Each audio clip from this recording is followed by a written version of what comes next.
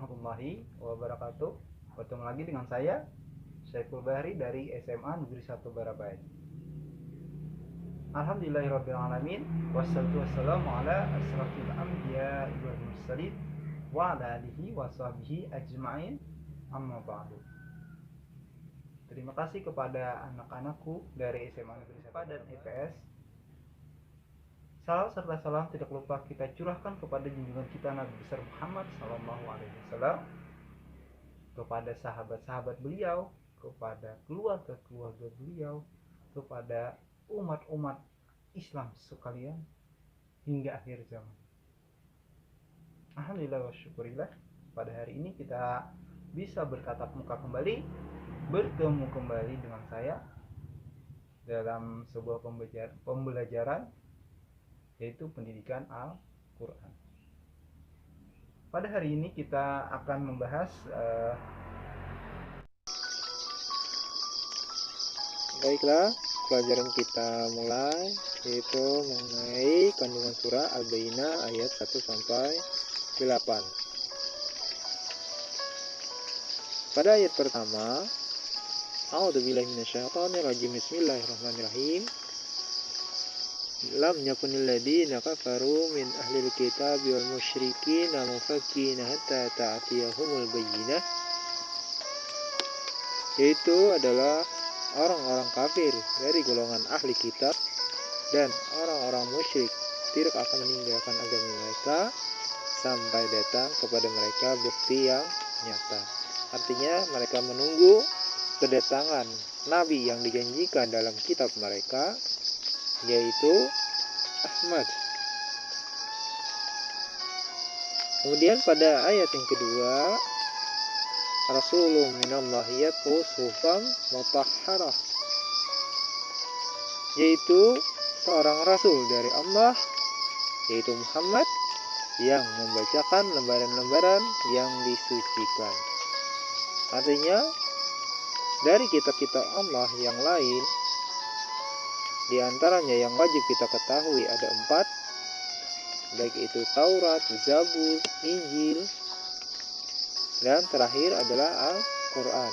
Itu adalah lembaran-lembaran suci yang diturunkan baik oleh Allah langsung ataupun melalui malaikat Jibril. Dan Muhammad adalah utusan Allah yang terakhir untuk menyampaikan wahyu-wahyunya. Kemudian pada ayat yang ketiga, fiha kutubun qayyimah. Fiha kutubun qayyimah. Artinya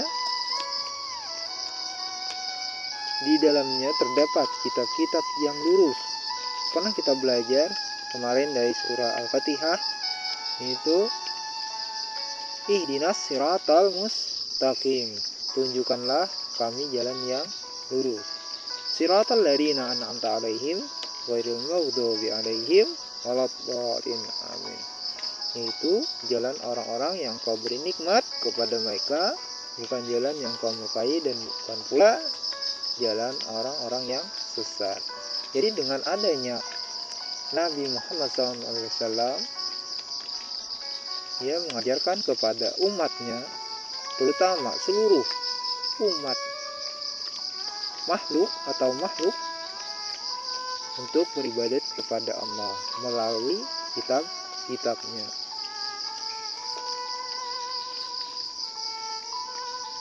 Kemudian ayat yang keempat, "Wama tafarraqal ladzina utul kitaba illa min ba'di ma ja'atuhumul bayyinah." Dan tidaklah terpecah belah orang-orang ahli kitab melainkan setelah datang kepada mereka bukti yang nyata. Jadi setelah datangnya Nabi Muhammad dan kebenarannya melalui Islam, ahli-ahli kitab atau orang yang ahli dalam belajar kitab, mereka terpecah belah.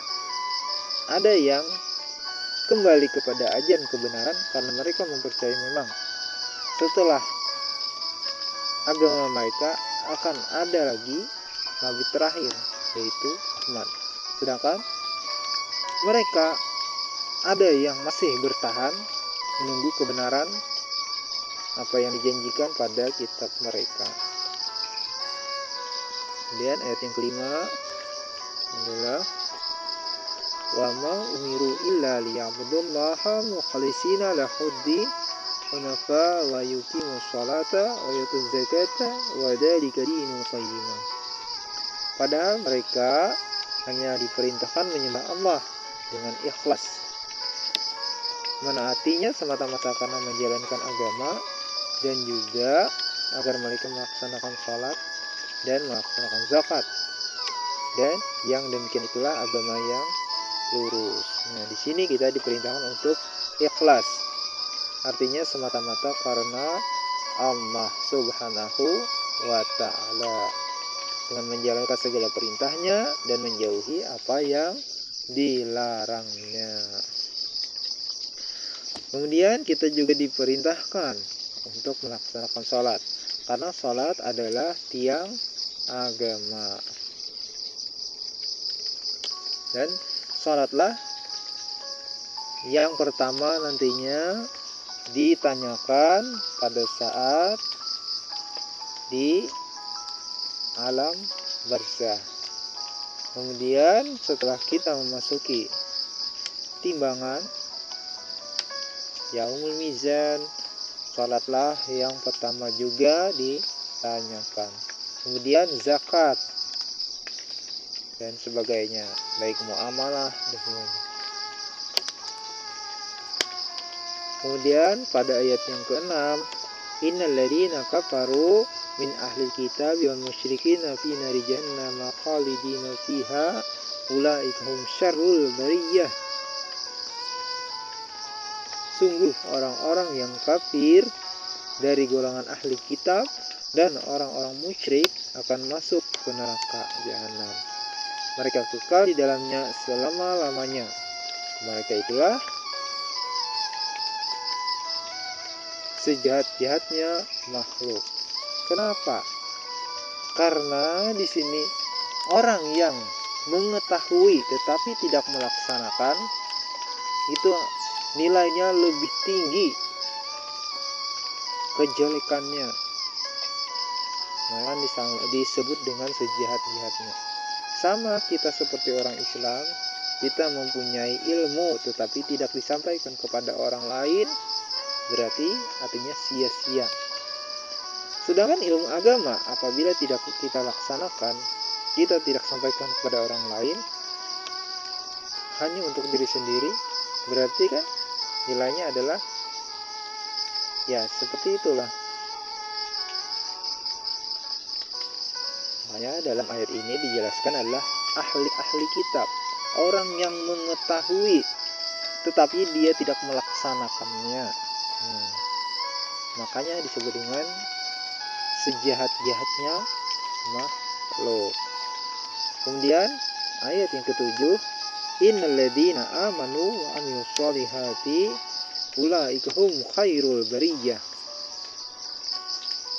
Sungguh orang-orang yang beriman dan mengerjakan kebajikan, mereka itulah sebaik-baik makhluk. Jadi apa yang kita perintahkan oleh Allah, baik itu anjurannya, sunat-sunatnya, apalagi berhubungan dengan kewajibannya, harus kita laksanakan. Dan apabila ada larangan Allah, maka kita diwajibkan untuk meninggalkannya. Sedangkan ayat yang terakhir adalah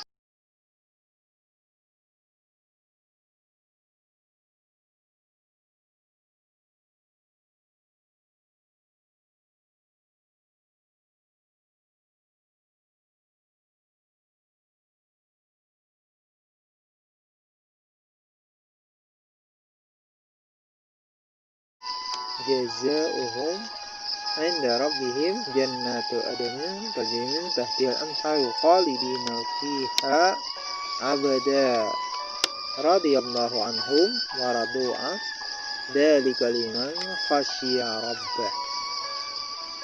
Belasan mereka di sisi Tuhan, mereka ialah surga Adnan. dan yang mengalir di bawahnya sungai-sungai. Mereka kekal di dalamnya selama-lamanya. Allah ridha terhadap mereka dan mereka pun ridha kepadanya. Yang demikian itu adalah balasan bagi orang-orang yang takut kepadanya. Nah, jadi di sini maksudnya Allah menjanjikan kepada manusia atau makhluk-makhluknya agar melaksanakan perintahnya dan menjauhi apa yang dilarangnya. Karena balasannya adalah surga Adnan yang mengalir sungai-sungai di bawahnya. Nah, kemudian apabila mereka ridha, Allah pun akan ridha. Sudah paham? Nah, begitu kita tutup dulu pembelajaran hari ini.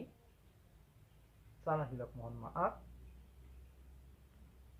Wabillahi taufiq wa hidayah. Assalamualaikum warahmatullahi wabarakatuh. Salam dari saya.